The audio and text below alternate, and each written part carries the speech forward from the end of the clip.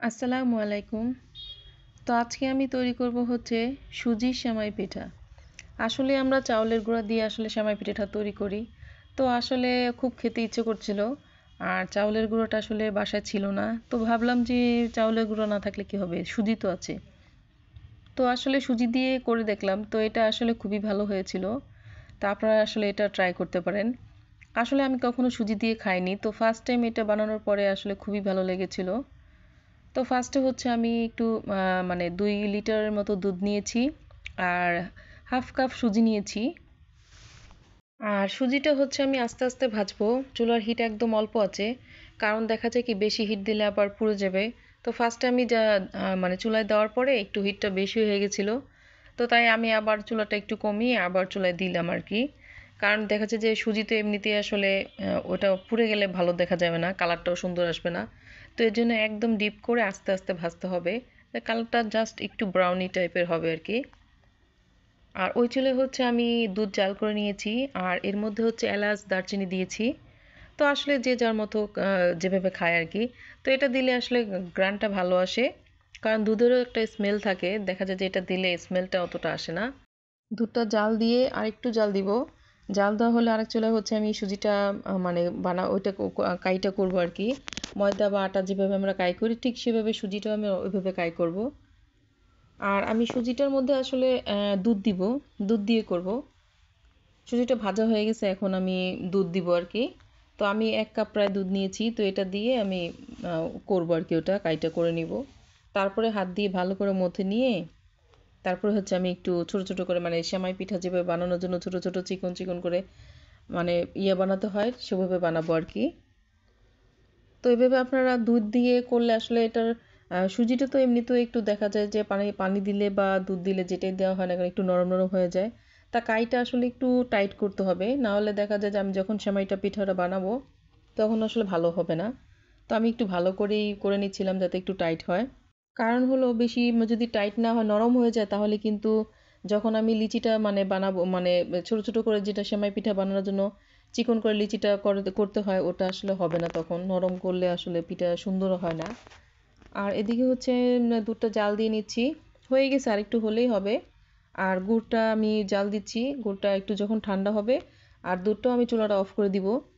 আর দেখেছো যেহেতু এটা গুড়, আর চিনি হলে তো আসলে অন্যরকম। আর গুড় দিলে আসলে অনেক সময় দেখা যায় দুধের মধ্যে ডাইরেক্ট যদি গরমটা দেওয়া হয় তাহলে কিন্তু অনেক সময় ফেটে যাওয়ার চান্সটা থাকে। তো এর জন্য আসলে দুটোই আমি ঠান্ডা করে নিব। দুধটা মানে চুলার জালটা অফ করে দিছি। আর এখন হচ্ছে এটা দিব, একটু ঠান্ডা হলে তারপরে মিক্সড করব, মিক্সড করে আবার চুলায় দিব এটা। আর গুড়টাও ভালোই ছিল, ওদিন নিয়ে আসছিল গুড়টা ভালোই। অন্যান্য দেখা যায় অন্যান্য জায়গার গুড়গুলো শক্ত হয় আর কেমন যেন থাকে। তো এই যদি গুড়টা নিয়ে আসছিল ভালোই ছিল। তো এইভাবে ছোট ছোট করে কেটে নিতে হবে আর কি। তো এটা কেটে নেওয়ার পরে তারপরে বানাবো আর কি। তো এই তো সবগুলি বানানো হয়ে গেছে। আর একটু আমি ময়দা দিয়ে আর কি, যেহেতু চালের গুঁড়া ছিল না এর জন্য ময়দা দিয়ে একটু রেখেছি, কারণ দেখা যায় কি বেশি করে না ছিটিয়ে দিলে না একটার সাথে একটা লেগে যাবে। তখন হয়তো, আর এমনিতে তো এটা সুজি, লেগে গেলে আসলে তখন পিঠাটা সুন্দর হয় না, দেখতেও ভালো দেখা যায় না। তো এর জন্য একটু ময়দা দিয়ে ছিটিয়ে রাখলাম যাতে ভালো হয়, লিচি সবগুলো একটার সাথে একটা না লেগে যায় আর কি। তো আপনারা আসলে এটা বাসায় একটু একবার হলেও ট্রাই করবেন আর কি। কারণ এটা কিন্তু অনেক সময় চাউলের গুঁড়ো না থাকলে সুজিতে করলেও কিন্তু খুব টেস্ট হয়।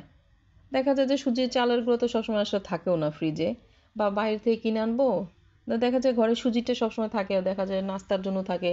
এর জন্য এটা দিয়ে করলে খুবই ভালো হয়। তা আমি তো খেয়েছি, আমার কাছে খুবই ভালো লেগেছে, আপনারা একবার ট্রাই করে দেখতে পারেন আর কি।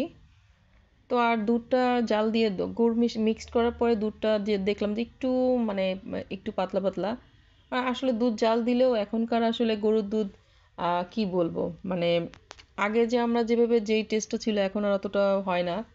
তারপরেও এখন তো খেতেই হবে। তো ওই গুড় মিক্সড করেছি, তো চুলায় দিয়েছি, এখন একটু বলক আসলে তখন তারপর হচ্ছে আমি একটু গুঁড়া দুধ গুলিয়ে রেখেছি, তো ওটা আর কি পরে দিব। তা ফার্স্টে হচ্ছে এটা জ্বালিয়ে দিয়েছি চুলার জালটা। তো এখন সেমাই আরেকটু বলকটা আসলে তারপর হচ্ছে আমি সেমাইগুলি দিব। আর মিষ্টিটা হচ্ছে দিয়েছি, আমরা তো মানে বেশি মিষ্টি না আবার কমও না, মোটামুটি যেটা খাওয়া যায় সেটাই আর কি, মুখে যেটা ভালো লাগে সেই টেস্ট অনুযায়ী দিয়েছি। মিষ্টিটা আর কি। আর এই যে একটু দুধ গুলিয়েছি কারণ একটু মনে হচ্ছিল যে আর একটু দুধ দিলে ভালো হতো। তো 2 লিটারের যতটুকু ছিল ততটুকু সবটুকু দিয়েছিলাম গরুর দুধ। তো এইটা হচ্ছে একটু গুঁড়া দুধ পানি দিয়ে গুলিয়ে তারপরে দিব আর কি, একটু বেশি দিব না। আর ওদিকে হচ্ছে আমার সবগুলি মানে যেহেতু সুজি দিয়ে করেছি, লেগে যাওয়া একটার সাথে একটা লেগে যাওয়ার চান্স থাকে, এর জন্য তাড়াতাড়ি দিয়ে দিব, বেশিক্ষণ রাখবো না আর কি। আর যারা যারা আমার চ্যানেলটি সাবস্ক্রাইব করেননি দয়া করে সাবস্ক্রাইব করে দিবেন। আর যদি ভিডিওটি ভালো লেগে থাকে অবশ্যই লাইক দিয়ে দিবেন আর কমেন্টসে জানাবেন। আসলে শীতের মধ্যেই আসলে এই পিঠা বা বিভিন্ন ধরনের পিঠা খেতে ভালো লাগে। আর গরমের দিনে আসলে খাওয়া হয় কিন্তু মানে এইসব যেই পিঠা যেই সময় ভালো লাগে তখনকার খেতেই আসলে খুব ভালো লাগে আর কি।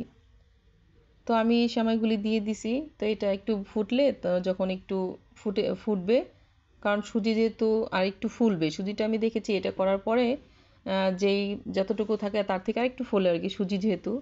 আর চাউলের গুঁড়া দিলে আসলে চাউলের গুঁড়াটা তো আসলে ওইটাও টেস্ট অন্যরকম, সবসময় তো খেয়েছি চাউলের গুঁড়া দিয়েই। তো আজকে এটা করলাম, আমার কাছে খুবই ভালো লেগেছে। বলক চলে আসছে, তো এখন একটু জালটা কমিয়ে দিব, না হলে দেখা যায় পড়ে যাবে আবার। তো এটা আসলে জাল হওয়া পর্যন্ত অপেক্ষা করবো, একটু জাল হলে নিয়ে চুলাটা নিয়ে অফ করে দেবো আর কি। আর আপনারা সবাই ভালো থাকবেন, আমাদের জন্য দোয়া করবেন। আর যারা যারা আমার ভিডিওটা দেখে পাশে আছেন সবাইকে অসংখ্য অসংখ্য ধন্যবাদ। এই তো এখন হয়ে গেছে, দুধটাও দিয়ে দিছি। এখন বলক চলে আসছে, আর একটু হলেই চুলাটা অফ করে দিব। আর ঠান্ডা হলে তারপর হচ্ছে এটা আসলে যখন ঠান্ডা হয় তখন আসলে দেখতে আরো বেশি সুন্দর লাগে। তো আপনারা অবশ্যই এটা বাসায় ট্রাই করবেন। তো আজকে এই পর্যন্তই, সবাই ভালো থাকবেন। আল্লাহ হাফেজ।